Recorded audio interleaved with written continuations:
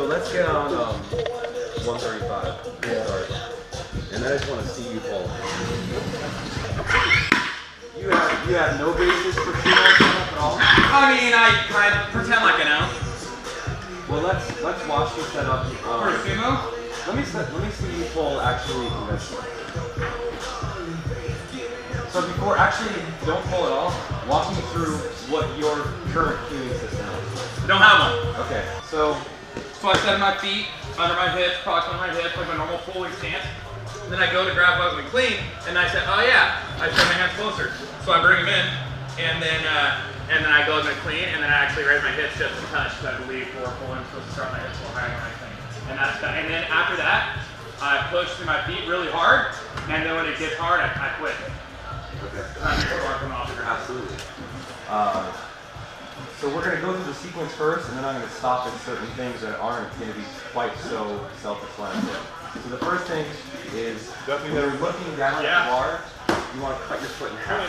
So you might think looking down right now that you're cutting your foot in half, but you have to realize that your foot doesn't stop here, your foot stops here. So what that usually means is where your shoelaces are on your shoe. Right. So that would be perfect right there. So that's your first cue every time you're going to set up for conventional deadlift, not sumo. Stance width is going to be, if I told you to take the highest, like say you wanted to touch the ceiling, how would you stand?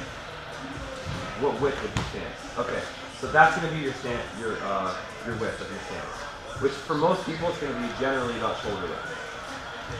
The only modification we're going to make from there is slight external rotation, of the feet.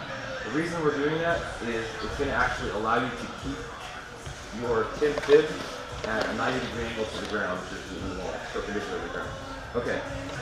From there, what we want to do is ensure that you get the most stable back position as possible.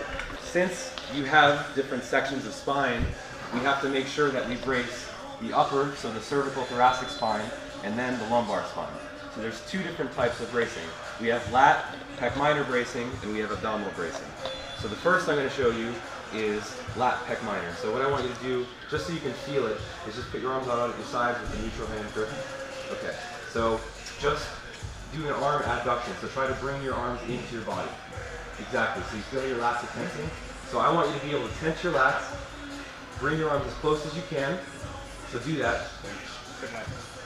Now, good. Want me to pop the top so you can see him? That help? If it helps people and it helps you, I don't care. I'm not. Maybe later. Okay. If you want. So all the way into your body. Now keep that tension in your lats. Your lats are now braced. I want you to internally rotate your hands, and you'll feel your pec minor brace as well. Yeah. We want to keep that tightness the whole time. Okay. So that's the top part of the bracing. Now the abdominal bracing is, I want you to brace like you're ready to get a punch from me. Oh, go for it. So now, lats should be braced, pec minor should be braced, abdominal should be braced. Now, I want you to show me something. If you keep all of that bracing, now pick this up from the ground. So the only way he could actually pick that up with torso flexion was you released all of the bracing on one side to get it. But when you started, you kept the neutral flat back. Right. So that was a really long way of explaining how we're going to get down into position now.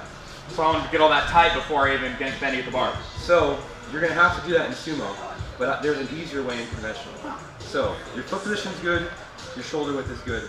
So what I want you to do is get your lats tight, internally rotate, pec minor. Now, bring your arms in so you can grab your quads. So keep those lats tight. So now what you can do is you can push down against your thigh, right, to make sure this stays tight. So it's like, so the shrug is this. Dr. Stu McGill calls it anti-shrug. Anti-shrug. So now you have something to push against. So basically, you're just going to keep pushing down against your thigh, and you're going to keep those lats tight until you get down to where you can actually address the bar, where you can grab the bar. So keep that tightness. Now, it's okay to bend your knee. Good.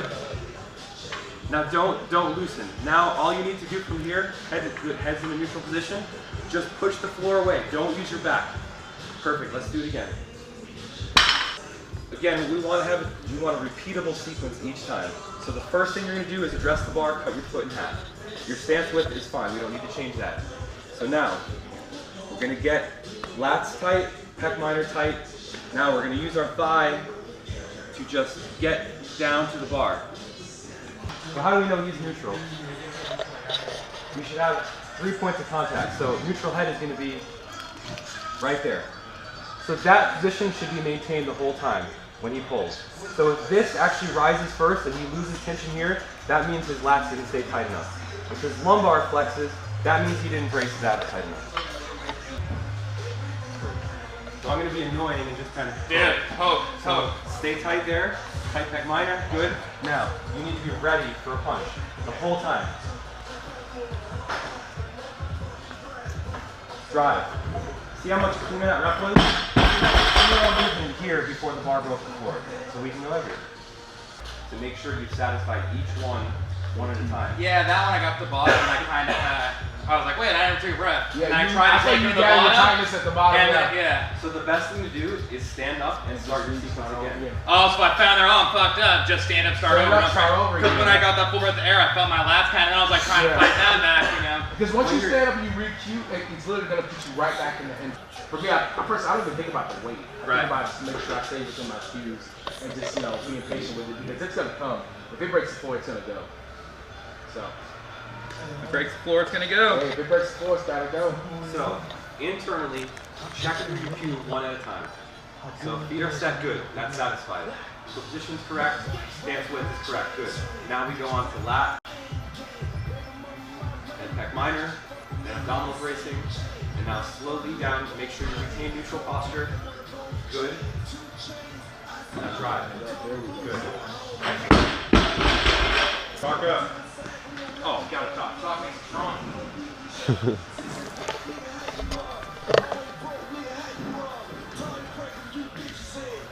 Viewing your cues, do not rush yourself. Go there.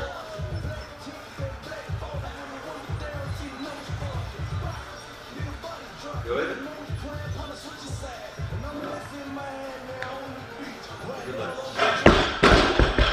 So, I know you're capable of doing that. If you want to do it, or we can go through sumo now. That's up to you. No, that's up to you. I'll do whatever you tell me. Hey, if I'm athlete, I do whatever I'm told. Okay. I don't give a shit. Let's do sumo since the purpose was to get a challenging load and just make sure nothing's broken. I'm gonna be honest, I'm extremely frustrated with the fact that I didn't do this. Well, here's the thing, and actually it's important that you bring that up. Like, I hate that shit. I fucking hate that. Here's what's important to bring up though is when you change something technically, you need to understand you're taking one step back to take two forward. And that's the hardest thing that people don't do is they keep saying, oh, more weight, more weight, more weight. And then they break themselves down. See, normally I deadlift like IPR every time, so I deadlift like once a year. Yeah.